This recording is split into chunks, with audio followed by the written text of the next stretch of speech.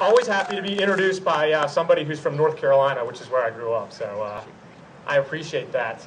I've got news for some folks here that they might not like to hear. And that is, if you care about legalization, Barack Obama lied to you. Traitor. When running for president in 2008, Obama said he wouldn't have his Justice Department prosecuting and raiding medical marijuana users. He said it wasn't a good use of our resources. 2 years ago, his Justice Department released a memo saying they wouldn't prosecute supplying and using medicinal marijuana in states where it's legal. And now we see on the news that the Obama Justice Department is raiding, arresting, and prosecuting citizens involved in supplying medical marijuana to people who need it in states where it is legal. President Obama has lied to you. Obama has also rejected citizens' petitions to legalize marijuana, as well as a citizen's petition asking simply that marijuana be reclassified from a Class 2 drug like heroin, cocaine, or crystal meth to a less serious Class 2 drug. Obama rejected both of these with the same tired, false arguments that we heard in the Bush administration before him. Not exactly the change that most folks were promised. The good news is that there is a candidate who's running for president who gets it. Governor Gary Johnson will be the only national candidate for president on the ballot in all 50 states who favors the legalization of marijuana and the end of the expensive and failed war on drugs. After 2 terms as New Mexico governor, Gary Johnson is seeking the Libertarian Party's nomination for president.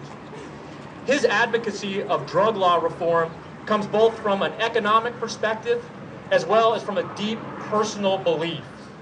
You see, Governor Johnson knows firsthand why it is time to legalize marijuana. Governor Johnson benefited from a course of medical marijuana after a horrible back incident. He knows that the federal government is wrong when they say again and again that marijuana has no medicinal value. Marijuana worked better to relieve his pain than any of the heavy-duty painkillers with all of their side effects. Gary Johnson knows that the continued prohibition of marijuana and the failed drug wars make very, very little sense. We're spending billions of dollars arresting people, prosecuting people, and incarcerating people for a completely nonviolent crime. Those convicted are disproportionately poor and minorities. It is a travesty and a monumental waste of our federal tax dollars. And here's the truth. Prohibition hasn't worked. It hasn't stopped the use and production of marijuana. Indeed, marijuana is currently consumed by more than 25 million people annually in the United States, and cannabis is the largest cash crop. So clearly, prohibition, like the prohibition of alcohol, has failed. Governor Johnson knows that for most of human history, marijuana has been completely and totally legal. Indeed, America's first marijuana law wasn't one outlawing marijuana, but was instead one ordering farmers actually to grow it in the Jamestown colony in 1619. In fact, cannabis hemp was legal tender in most of the Americas from 1631 until the early 1800s. Hell, you could even pay your taxes with cannabis. There's been much debate about marijuana being a quote-unquote gateway drug, that marijuana is addictive and leads to death. We know that none of these things are true. There are simply no studies indicating that marijuana is a gateway drug, and a recent report by the CDC has shown 0 deaths related to marijuana. The same study attributes almost 440,000 deaths to smoking tobacco. There is no unbiased study that indicates that marijuana is less injurious to your health than alcohol. And let's be honest, if an evangelical Christian like Pat Robertson says that it's time to legalize marijuana, then guess what? It's time to legalize marijuana. Yeah.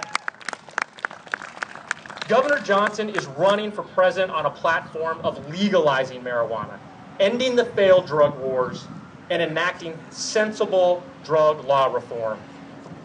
And here's what's really, really exciting. If Governor Johnson gets just 5% of the vote nationally, the Libertarian Party's nominee for president in 2016 will be entitled to $90 million in matching election funds, the same funds available to Democrat and Republican nominees running for president. Imagine a candidate in 2016 running on a pro-marijuana legalization agenda with $90 million behind him. Imagine the impact that that could have. And if Governor Johnson gets 15% of the polls, Governor Johnson can be on the stage with Barack Obama and Mitt Romney. And I know for a fact that Governor Johnson is looking forward to asking President Obama why he lied to us, why he said that he would not have his Justice Department prosecuting, arresting, and incarcerating individuals for medicinal marijuana, and that's exactly what he's doing. This is your opportunity to put the case for ending the government harassment of medicinal marijuana, legalizing marijuana, and ending the waste of billions of dollars on the war on drugs before the American people. The big pharmaceutical companies are going to spend millions, if not billions of dollars to fight legalization efforts. Huge corporate donors are bankrolling Governor Romney and President Obama's campaign. And it's why Governor Johnson must count on people like you for support, so that he can tell the truth about marijuana, so he can tell the truth about medicinal marijuana. I hope you will join me in supporting Governor Johnson's bid for president.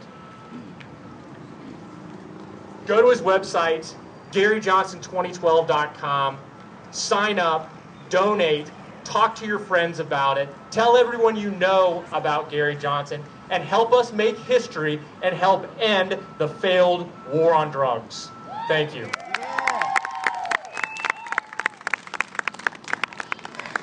Thank you so much for coming out today.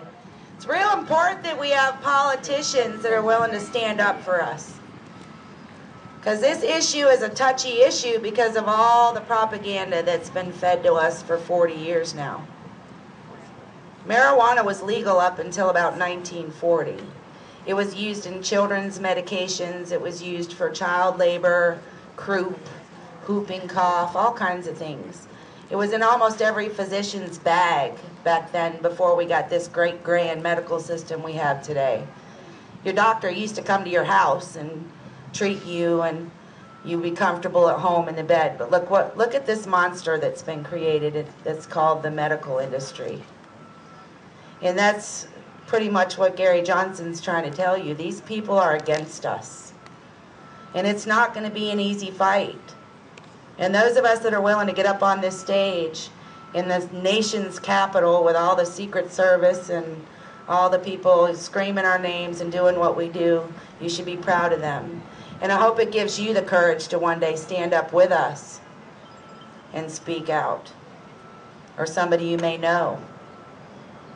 But anyway, let's move along with the program. We have another speaker that's here. I think maybe they're trying to get him up on the stage. Jason, do they have Osh up here?